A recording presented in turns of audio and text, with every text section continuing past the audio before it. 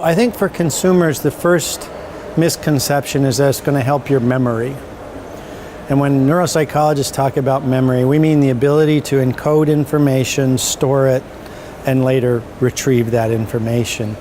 And as far as I know, there's no computerized brain training tool that actually makes you better on tests of memory, or even really in terms of people's reported memory function. What computerized brain training does is it makes you better in terms of your capacity to hold information in your mind and operate on it for a certain period of time, which is what we mean by working memory. So this can help maybe with working memory, but not so much with memory.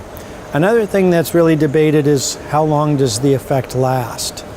And in my read of the literature and in my professional opinion, cognitive training, although the brain's not a muscle, there are certain comparisons between physical exercise interventions and cognitive training interventions, in that for both of them, the effects will dissipate over time if you don't continue to engage at some minimum level.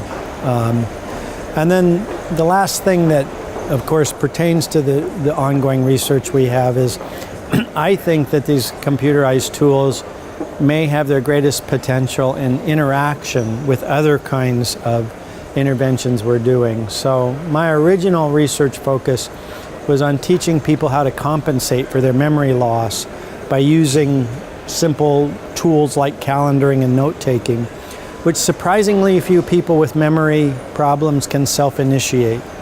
So we created this program to teach people through brute force repetition to automatically record things, to write them down out of habit.